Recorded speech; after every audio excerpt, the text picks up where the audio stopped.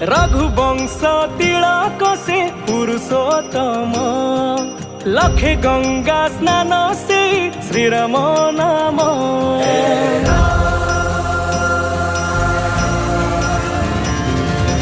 रघुवंश तिलक से पुरुषोत्तम लखे गंगा स्नान से श्रीराम नाम। 500 बरसर प्रतीक्षा सारी फेरुचंती धरा धमे धर्म धरी। घंटा घंटा हुलहुली 5 दीप दिय जाली।